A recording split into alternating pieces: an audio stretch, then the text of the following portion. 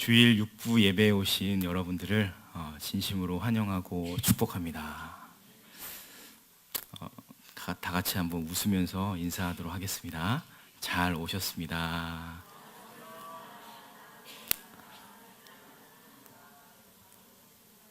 네, 한 번 더 인사하겠습니다. 한 번 더 인사할 때는 좀 쑥스러우시면 주님만 바라봅시다 인사하시고 잇몸 미소 아시죠? 잇몸을 드러나게 한번 인사하겠습니다. 주님만 바라봅시다. 주님만 바라봅시다. 아멘. 네. 감사합니다. 덕수궁 정문 오른쪽 보도 위에는 비가 오지 않는 날에 서각에 열중하고 있는 조규현 씨를 볼 수 있습니다. 서각이란 나무판에 조각도로 글자를 양각 혹은 음각으로 새기는 것을 의미합니다. 작업에 골몰하고 있는 조규현 씨 뒤에는 그의 작품들이 돌담 앞에는 전시되어 있습니다. 그의 작품 아래에는 하나같이 네 글자의 문구가 새겨져 있습니다. 무, 우, 수, 인. 오른손이 없는 사람이라는 뜻입니다. 1970년 4월 9일 밤 9시 30분 불의의 교통사고로 오른팔을 잃었습니다. 그의 나이 10살이었습니다. 한번 상상해 보십시오. 그 어린 나이에 손을 잃었습니다. 그 좌절과 고통, 패배감, 그리고 자기 연민과 자기 집착, 이 세상을 향한 그리고 하나님을 향한 분노가 얼마나 컸을지 한번 상상해 보시기 바랍니다. 시간이 흘러서 25살이 됐습니다. 서각 예술가인 고암 선생님을 만나면서 그는 인생이 완전히 바뀌게 됩니다. 나무판에 글자를 새기는 것을 보면서 이분의 마음 가운데 서각이야말로 나의 인생을 걸 만한 천직임을 직감했다고 합니다. 손이 없는 오른쪽 팔에 압박 분대로 감았는데 거기에 조그마한 망치를 붙입니다. 그리고 왼손에 조각도를 망치로 쳐서 글자를 새기는 방식으로 이 사부님으로부터 전수를 받습니다. 오른손이 없지만 그의 표정은 전혀 어둡지 않습니다. 언제 보아도 열정과 밝은 모습, 맑은 영혼을 경험할 수 있습니다. 저도 그 모습을 보면서 감동했었고 부러웠던 기억이 있습니다. 그의 시 중에 한 시를 제가 한번 읊어보도록 하겠습니다. 봉헌이라는 시입니다. 봉헌. 긴 길은 자기를 먼 곳에다 바치고 장미꽃은 사랑에다 자기를 바치는데 나는 무엇을 가지고 당신에게 바칠까 내 사랑하는 사람아. 흰 구름은 새벽을 위하여 바치고 강물도 바다에게 자기를 바치는데 나는 당신에게 무엇을 바칠까 내 사랑하는 친구야. 나는 너에게 무엇을 바칠까 끊임없이 정지하지 않고 나는 묻는다. 끊임없이 정지하지 않고 나는 찾는다. 정지하지 않고 생각한다. 흰 비둘기 창공에 아름다움을 더하고 별빛은 기나긴 여름밤을 비춰주는데 나는 너에게 무엇을 바칠까 내 사랑하는 아이야. 비는 대지를 적셔주고 세월은 계절에게 바치는데 나는 당신에게 무엇을 바칠까 내 사랑하는 부모여. 그의 시에 등장하는 자연은 언제나 자신을 내어주는 존재로 여러분 뜻다시피 그려지고 있습니다. 그에 비해서 작은 것 하나도 내어주지 못하는 인간의 모습이 이 시를 통해서 많은 것을 생각하게 합니다. 사실 이 시가 감동스러운 이유는 시구가 훌륭하다기보다는 이분의 삶 자체, 시구도 훌륭하지만 이분의 삶 자체가 너무나 이 시를 잘 그려내고 있기 때문이라 생각됩니다. 무우수인 이 조규현 씨의 삶이 봉헌이기 때문이 아닐까 생각합니다. 사실 고개를 돌려서 이 자연 만물을 바라보면 어느 것 하나도 자신을 내어주지 않는 게 없습니다. 하늘의 해와 달과 별을 한번 상상해 보십시오. 그리고 바람, 풀잎, 나무들, 그리고 나무에 맺히는 수많은 열매들, 그리고 저 산골짜기 계곡 옆에 있는 작은 꽃조차도 자기를 필요로 하는 누군가에게 자신을 아낌없이 내어줍니다. 그런 자연을 창조하신 하나님께서 마지막 날 인간을 창조하셨습니다. 그런 창조의 원리로 인간도 사실은 이타적 존재로 창조하였습니다. 우리 인간의 사지백체를 한번 볼까요? 우리 몸을. 어떤 기관도 자기를 위해서, 내 몸에 있는 것은 자기를 위해 존재하는 거 없습니다. 오른손이 오른손을 위해 존재하지 않습니다. 오른손에 문제가 생기면 왼손이 도움을 줘야지 오른손에 무언가를 줄 수 있습니다. 아무리 맛있는 음식이 있다 하더라도 손은 그 음식을 맛볼 수 없습니다. 손을 통해서 입으로 운반할 뿐입니다. 그 음식을 입으로 담아내고 입은 입을 위해 씹는 게 아니라 삼킵니다. 위장으로 내려보내기 위함이고, 위장은 수많은 내부의 장기들은 내장을 위한 게 아니라 그 음식을 영양분으로 바꿔서 온 몸으로 나누어 주기 위해서 존재합니다. 이렇듯 우리의 몸은 이타적인 원리로, 창조의 원리로 만들어졌습니다. 그런데 안타깝게도 우리의 몸은 그렇게 만들어졌는데 인간이라는 그 완성품은 자신을 위해서 살아가지 절대로 남을 위해서 내어주지 않습니다. 오히려 자신을 채워주기 위한 욕망의 도구로, 그리고 자기를 채우기 위한 끝없는 갈급함의 축으로 사람들을 해치고 이용하면서 살아가고 있습니다. 왜 이렇게 추악한 노예로 살아가는 걸까요?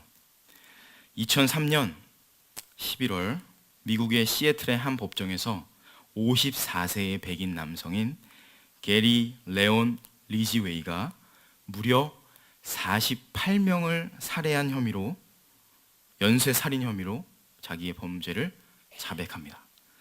그가 죽인 사람들의 대부분은 매춘을 하는 여성이었습니다. 자신의 성욕을 채우기 위해서 거리에서 만난 여성들과 관계를 맺고 그들에게 돈을 주기 아까워서 죽였다고 합니다. 더 충격적인 것은 이 리지웨이가 독실한 크리스찬이라는 사실입니다.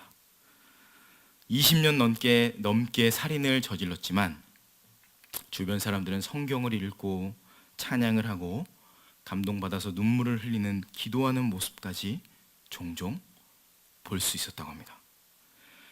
여러분, 이 리지웨이의 삶을 보면서 어떠한 생각 드십니까? 분노가 드십니까? 어떻게 사람이 저럴 수 있을까? 사형시켜야 됩니다. 사형. 상상해 보십시오. 여기에 CGN TV 카메라를 가지고 인터뷰를 하러 왔습니다. 마이크를 대면서 리지웨이나 매춘하다가 죽임당한 그 여성들처럼 당신도 죄인입니까? 여러분 어떻게 대답하시겠어요? 대부분은 이렇게 생각할 겁니다. 적어도 우리는 살인을 하지 않았습니다. 저는 적어도 매춘하거나 동성애를 하거나 이렇게 흉악한 도둑질이나 사기를 치거나 법적으로 문제가 되는 짓을 하지는 않았습니다. 라고 이야기를 할 것이라고 제가 추측을 해봤습니다. 로마서 1장 24절 한번 찾아보겠습니다. 240페이지. 이 모습과 동일한 상황이 펼쳐집니다. 1장 24절부터 제가 말씀드린 절을 한번 눈으로 따라서 보면 좋을 것 같습니다. 24절 말씀.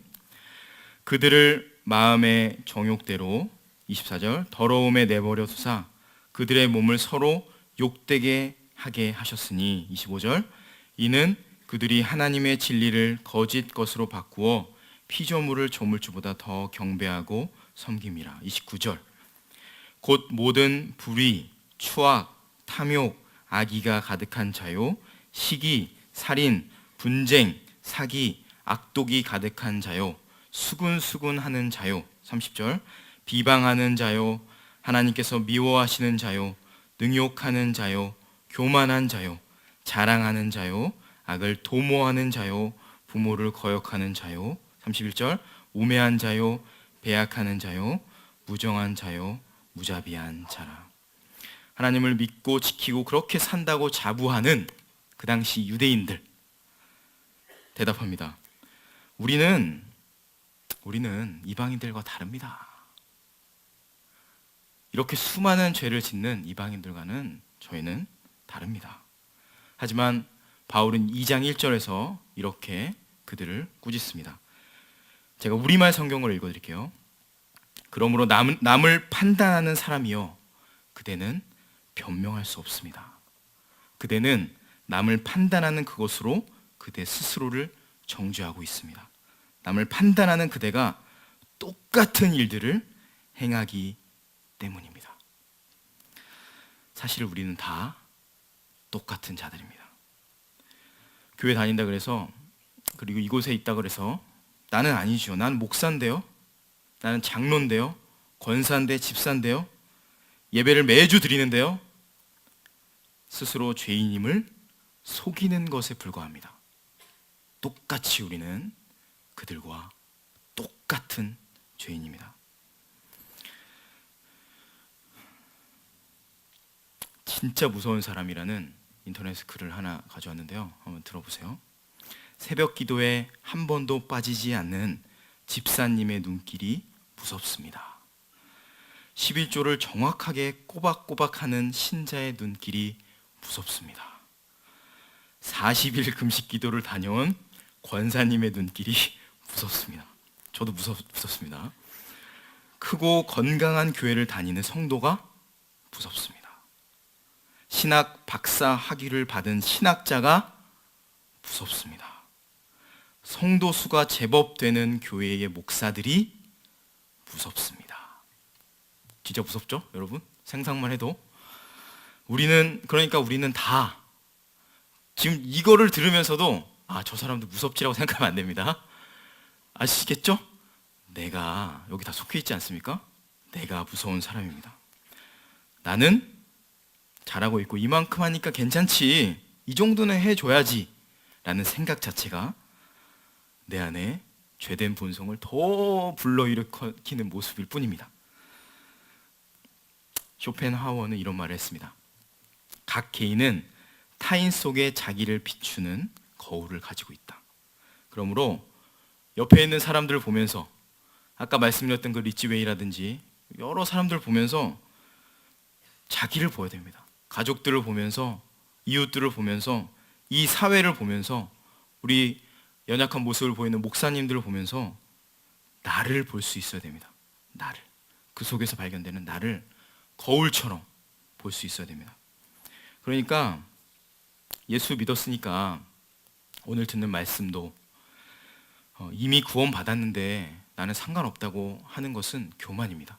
이 말씀 가운데 회개하면서 주님 앞에, 그러니까 아까 전에 제가 기도한 것처럼 주님, 제가 뭘 할 수 있습니까? 저는 죄인입니다라는 마음을 가지고 저도 말씀을 전해야 될 것이고 여러분도 동일한 마음으로 말씀을 들어야 되는 겁니다. 그래서 두려운 마음, 떨리는 마음이 우리 안에 있어야 되는 겁니다. 골로새 1장 13절 말씀 처음에 그가 우리를 흑암의 권세에서 건져내사라는 말씀이 있습니다.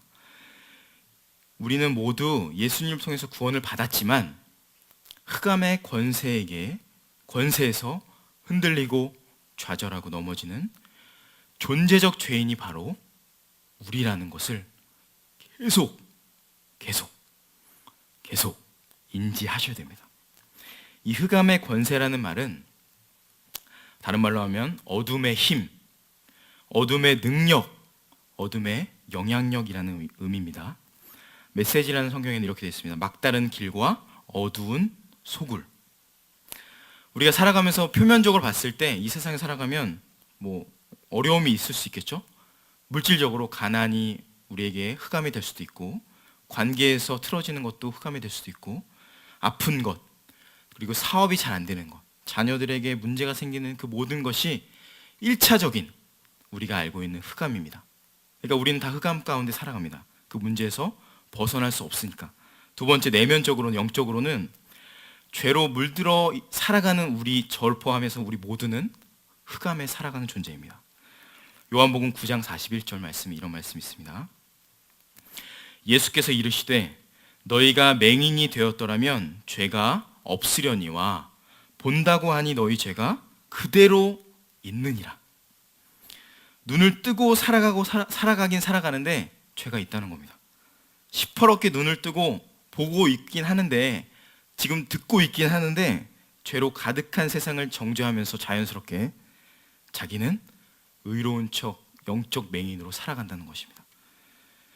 술, 담배, 본드, 마약, 남녀와의 쾌락, 음식, 게임, 수많은 거짓 기쁨을 찾아서 죄라는 것은 지나치는 것 혹은 못 미치는 것, 관역을 벗어나는 것입니다. 하나님을 추구해야 되는데 우리가 그것에서 지나치거나 모자라면 다 죄입니다. 하나님이 아닌 모든 것을 추구하는 우리는 죄 가운데 살아갑니다. 해보면 짜릿하지 않습니까? 맛있고. 그 죄의 영향력은 무시무시합니다. 여기에 아까 말씀드렸던 그 권세에 대해서 말씀을 좀 드리겠습니다. 흑암에 사는 우리들은, 그래서 이제 교회에 다니는 일반적인 분들은 흑암의 권세에서 나는 구원받았다라는 착각 속에서 나는 자유롭게 살아갑니다. 그리고 그 죄에 대해서 아무렇지 않게 오히려 여기서 위안을 받고 더 많은 죄를 짓는 분들도 계십니다. 무서운 아까 리치 웨이처럼. 우리는 그렇다면 이것을, 흑암에 사는 우리들은 전혀 넘어지거나 실수하거나 그러니까 흑암이잖아요. 흑암에서 살아가면서, 흑암에서 이 땅에서 살아가는데 넘어지거나 다치지 않고 그냥 이 땅에서 아무렇지 않게 오히려 더 잘 되게 어려움 없이 내가 가는 그 방향을, 목적지를 향해서 달려가는 것이 정상일까요? 흑암을 살아가는 우리가, 보이지 않는 이곳을 살아가는 우리가 걸어가면서 넘어지지도 않고 실수하지도 않고 가는 것이 정상일까요? 정상이 아닙니다. 당연히 우리는 넘어질 수밖에 없고 쓰러질 수밖에 없습니다. 예전에 사역할 때 어떤 장로님을 만났습니다. 편의점에서 만났는데 어지간하면 제가 못 본 척 하려고 그랬는데 저랑 딱 둘이 만났어요. 근데 그분이 계산을 하셨습니다. 검은색 봉지로. 안 보려고 했습니다. 그런데 검은색 봉지로 싹 하면서 올라가는 게 2병의 맥주였습니다. 그리고 나서 문자가 왔습니다. 못 본 걸로 해달라고. 그리고 끊을 수 있도록 기도해달라고. 솔직하지 않습니까? 기도해드렸습니다. 어느 날은 집사님이 담배를 피우고 있었습니다. 길에서. 우연히 지나갔습니다. 동일하게 모른 척 하려고 했습니다. 그런데 둘밖에 없었습니다. 그리고 정면으로 마주했습니다. 얼마나 당황하셨는지 담배를 손으로 잡아서 끊으시는 거예요. 손으로. 깜짝 놀래가지고 손을 빨리 펴가지고 떨어뜨리려고 했는데 손을 안 피시는 거예요. 집사님이 말씀하시더라고요. 목사님, 도무지 못 끊겠어요. 솔직하다고 생각합니다. 솔직하다고. 몸에 안 좋은 거 아내가 끊으라고 그렇게 아우성이고 교회 갈 때마다 마음의 가책을 느끼는데 담배를 끊어야 된다, 술을 끊어야 된다 하는데 이 스트레스가 오히려 더 술과 담배를 자극한답니다. 힘들고 우울할 때, 표현하기 좀 어렵네요. 하는 담배와 술. 그렇게 편안해지고 그렇게 마음이 좋답니다. 중독입니다, 이게. 우리가 편안함으로 인도하는 것이, 술과 담배는 잠깐 우리의 뇌를 자극 해서 편안할 수 있어요. 잠깐입니다. 그런데 시간이 지나면 다시 담배를 잡아야 되고 술을 마셔야 되고 다른 것으로 계속 그 굴레에서 벗어나지 못합니다. 중독입니다. 우리가 짓는 죄, 그 흑암의 권세는 이처럼 무시무시합니다. 때로는 몰라서 짓습니다. 몰라서. 그런데 내가 알고도 짓는 죄가 있을 겁니다. 저만 있으면 안 되고 여러분도 다 있으실 겁니다. 왜 그럴까요? 잘 안 되는 겁니다.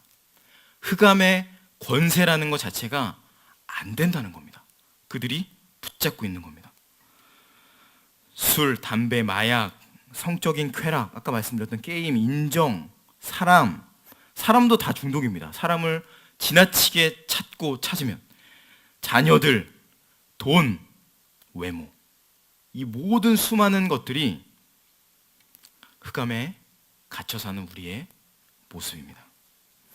사람들은 그래서 이 죄를 막으려고 발버둥 칩니다. 범죄와의 전쟁을 선포하고 소탕작전을 벌이고 수많은 특별법을 제정합니다. 부동산 투기를 막겠다고 별별 세금을 부과합니다. 집집마다 경보장치, 호신술, 죄를 피하고 나라도 개인도 애를 쓰고 노력합니다. 그러나 이런 처벌과 어려움이 더 높아지면 높아질수록 어떻게 되죠? 이 높아지는 것을 교묘하게 피해서 죄를 짓습니다. 흑암의 권세는 모든 선한 감각을 마비시키고 우리 안에 괴로운 감정만 계속 불러일으키게 합니다. 슬픔과 수치와 공포와 혐오와 절망을 계속 부추깁니다. 그래서 죽음으로 인도하는 겁니다. 결국엔. 그럼 어떻게 합니까? 어떻게 해야 됩니까? 우리가 어떻게? 13절 뒤에 흑암의 권세에서 자 보세요. 뭐라고 되어 있죠? 다시 가주세요. 1장 13절 말씀으로. 건져내사라는 단어 보이시죠? 건져내사. 그의 사랑의 아들의 나라로 옮기셨으니라는 단어. 이 두 개의 단어에 밑줄을 치시고 마음으로 별표를 치시고 건져내다, 옮기시다 비슷한 의미입니다. 우리 주님은 흑암의 권세에서 건져내시고 옮기셨는데 사실 옮기셨다는 단어는 고대 전쟁에서 승리한 민족이 패배한 민족의 거기 사는 사람들, 백성들, 민족들을 새로운 곳으로 이주시키는 때에 이 옮기신다라는 단어를 쓴다고 합니다. 그러니까 그 모든 민족들을 그곳에서 이주시킨 것, 그게 복음입니다. 그렇다고 말씀을 하시죠? 그런데 제가 지금까지 얘기했던 건 안 된다는 거죠? 자, 다시 한번. 옮기셨는데 우리 안에 아직도 그 안에 엄청난 어려움이 있습니다. 죄에 대한. 유진 피터슨의 메시지를 이렇게 의역했습니다. 하나님께서는 이 동일한 본문을 우리를 막다른 길과 어두운 소굴에서 구출하셔서 그분이 몹시 아끼시는 아들의 나라로 옮겨 주셨습니다. 그 아들은 수렁에서 우리를 건지시고 반복해서 지을 수밖에 없던 죄에서 우리를 벗어나게 해주셨습니다. 바로 이게 복음이고 이게 바로 우리에게 은혜입니다. 이게 은혜. 자격이 전혀 없는데 우리를 거기서 건져냈다는 거예요. 우리를 흑암의 권세에서 옮기셨다는 겁니다. 건져내고. 그런데 지금까지 말씀드렸던 것처럼 괴롭고 힘들고 아프고 절망스럽습니다. 잊기 위해서, 그리고 내가 그 감정들을 어떻게든지 덮기 위해서 노력합니다. 우리는. 왜 그래야 되죠? 왜 이렇게 힘들어야 되죠? 은혜에 대해서 은혜는 관계로의 초대라는 어떤 그런 글을 보게 됐는데, 은혜는 관계로의 초대다. 자, 관계에 대해서 제가 잠시 예를 들어 설명해 보겠습니다. 제가 지금 말씀을 전하고 있습니다. 어떤 은혜 받은 성도님 한 분이 설교 후에 저에게 감사의 메시지를 전해 오십니다. 목사님, 은혜 받았습니다. 감사합니다. 자, 그게 뭐냐면 그분과 저의 사이에 관계가 열리는 시간입니다. 그러면서 저기에 실뭉치가 있다고 상상해 보세요. 실뭉치를 저에게 던집니다. 그러면 실뭉치를 따라서 뭐가 쭉 펼쳐지죠? 실이. 제가 이걸 받았죠. 그럼 이걸 가지고 그분에게 뿌듯한 마음을 가지고, 감사한 마음을 가지고 답장을 할 겁니다. 뭐라고 할까요? 주님이 하셨습니다. 주님이 하셨습니다. 제가 한 거 없습니다. 은혜 받으셔서 감사합니다. 이렇게 다시 훅 던집니다. 그러면 또 두 개의 줄이 저희 사이에 생긴 겁니다. 자, 시간이 흘렀습니다. 이분이 저에게 갑자기 그냥 좋은 날 은혜 받은 메시지를 하나 저희한테 던져줬습니다. 받고 또 저희가 드리고 또 어느 날은 이분이 선물과 함께 편지를 써서 주셨습니다. 제가 그걸 받고 너무나 필요한 선물을 받고 감사하겠죠. 그리고 저는 또 그분에게 식사라든지 다른 것을 보답할 겁니다. 주고 받고 하면서 뭐가 생기죠? 이분과 저 사이에 실타래가 점점 견고하게 생길 겁니다. 바로 이게 관계의 기본적인 세팅입니다. 자, 하나님과의 관계를 한번 상상해 보세요. 하나님. 처음에 주님을 믿었을 때, 만났을 때, 저 멀리서 강단에서 선포하는 게 아니라 여기서 나에게 하나님의 음성이 들리는 경험, 그리고 그냥 걸어가기만 하는데 눈물이 나는 경험 해보셨죠? 저 바람을 보면서 주님이 나를 사랑하시는구나, 이 감격과 기쁨에 겨워서 살아가는 것이 주님을 만났을 때의 처음의 모습입니다. 시간이 지납니다. 이런저런 일 때문에 치이고 치이면서 내가 느꼈던 그 사랑의 감정은 저 멀리 가고 강단으로 가고 저 목사님의 일로 가고 더 시간이 지나면서 완전 멀리 가고 어느 순간 전혀 느껴지지 않습니다. 전혀. 하나님이 살아계신지 이거 지금 일을 하시는 건지 어디 계신 건지 전혀 느끼지 못하게 됩니다. 그러면서 의심이 들고 기도에도 응답 안 하니까 기도도 안 하게 됩니다. 왜 이렇게 됐을까? 왜 이렇게 됐을까? 고민하게 되고 생각합니다. 아, 하나님이 좀 바쁘신가 보다. 피곤하시고 보살필 시간이 없으니까 좀 기다려달라는구나 하고서 그냥 막연하게 기다립니다. 하나님은 어떻게 하시는 분일까요? 이 실타래를 계속 던지시는 분이세요. 계속 던지는데 우리는 문제가 생기면 그 실타래가 전혀 느껴지지 않습니다. 지치기 때문에, 그리고 특별히 죄를 짓거나 내가 미안한 마음이 하나님께 들거나 그리고 내 자녀에게 어려움이 생기거나 속상한 일, 육체적으로 여러 가지 문제가 생기면 우리는 점점 하나님의 이 실타래와는 상관없이, 우리를 향해서 던지시는 수많은 실타래와는 전혀 상관없이 그냥 차단해 버립니다. 부끄럽죠. 부끄럽다는 마음, 그리고 창피하고 부족한 거 보이기 싫어서 십자가 그 엄청난 거를 보기가 민망합니다. 죄송합니다. 내 모습을 보면. 그런데 주님은 오늘도 던지십니다. 여러분에게. 요한아, 나와 함께 가자. 이 실타래 들어라. 잡아라. 뇌과학자들의 연구 결과 한 번 맛을 본, 또 내가 했던 그 경험, 죄의 길은 영원히 지워지지 않는다고 합니다. 뇌에 작은 길이 생기는 겁니다.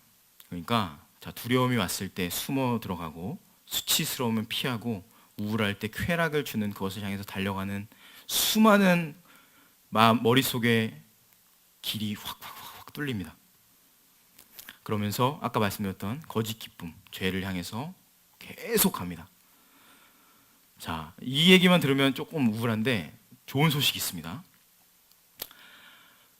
다른 길도 뚫리는데 이 작은 길을 덮을 수 있는 길이 있다 그럽니다. 제가 이름을 붙여봤어요. 은혜의 고속도로. 은혜의 고속도로. 이 죄의 국도가 수십만 개가 깔리더라도 그 위로 은혜의 고속도로를 깔면 그 모든 것을 덮을 수 있다 그럽니다. 덮을 수 있다고. 바로 이 은혜의 고속도로를 통해서 하나님과의 관계가 열리게 됩니다.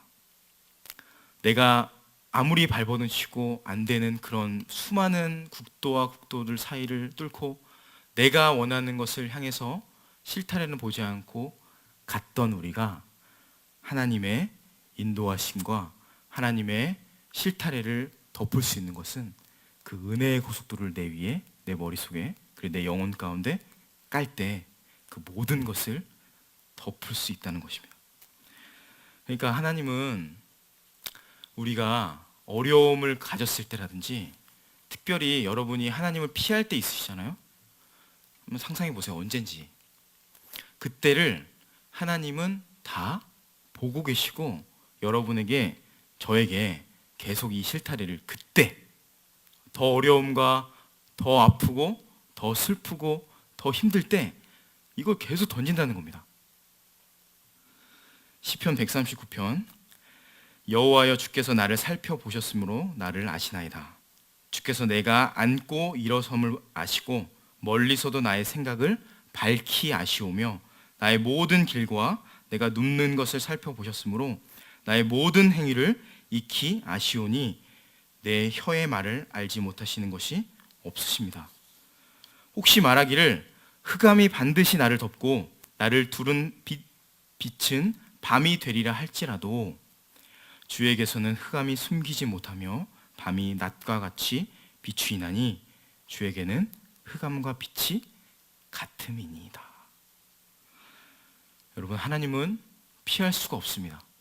내가 아무리 감추고 속이고 위장하더라도 다 보고 계십니다.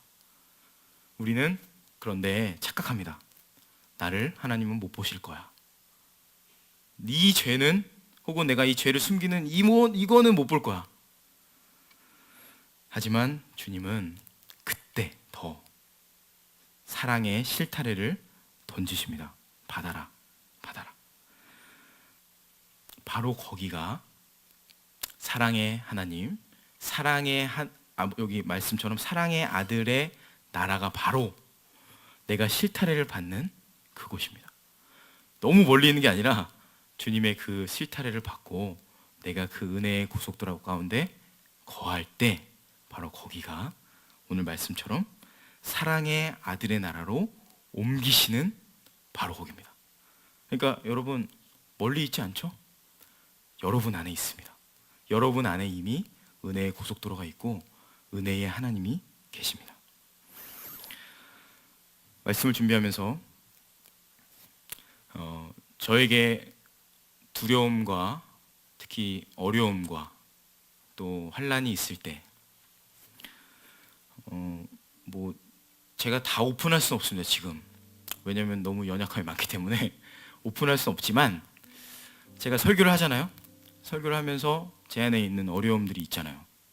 그것을 한번 오픈하면 좋겠다라고 생각해서 하나님의 마음으로 저에게 편지를 써봤습니다. 들어주실 수 있죠?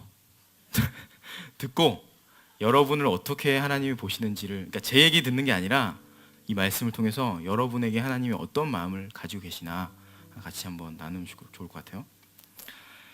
요한아, 너는 지금 설교를 준비하며 두려워하고 긴장하고 있구나. 걱정을 많이 하고 있구나. 이 설교가 잘 전달이 될지, 혹시 실수하지는 않을지 걱정하며 두려워하면서 스스로 정죄하고 판단하는 소리도 들리는구나. 잘 준비하지 못하는 것 같아서 더 많이 묵상하고 기도하지 않은 것 같아서 후회하고 있구나.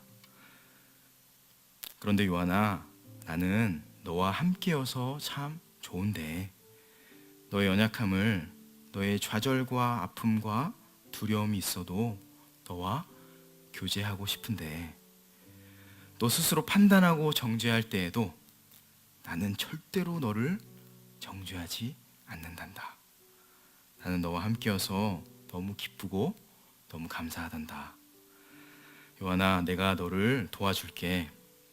내가 누구인지, 너의 삶에서, 그리고 이 세상에서 무엇을 하고 있는지 볼 수 있도록 너를 사용해 줄게. 너무 거창하게 썼나요? 나는 너와 지금도 그리고 영원토록 함께 한단다. 나의 영이 너를 붙들어 줄 것이고 너를 위해 간절히 기도할 테니까 악한 영에 미혹되지 말고 비교하면서 우울해하지 말고 문제 앞에서 떨지 말고 나의 임재 안에서 나 만날 때까지 나와 함께 노래하지 않을래? 라고 써봤습니다. 괜찮죠? 네, 제가 혼자 쓰고 혼자 위로를 많이 받았습니다. 여러분에게 동일한 하나님이십니다. 여러분에게 어려움이 있을 때 하나님을 피하려고 하지 마시고, 두려움이 있을 때, 걱정이 있을 때, 염려가 있을 때 그 솔직한 마음으로 가면을 벗으시고 주님 앞에 연약함을 고백하시고, 그 연약함 위에 덮이는 그 하나님의 임재와 하나님의 보혈을 잘 담으셔서 차곡차곡 쌓으셔서 그곳이 오늘 말씀처럼 사랑의 아들의 나라가 그곳이 되기를 주의 이름으로 축원하고, 그 속량과 제사함의 은총을 오늘부터 주님 만날 그때까지 날마다 누리시기를 주의 이름으로 축원합니다. 우리 함께 이 찬양 우리 기도하는 마음으로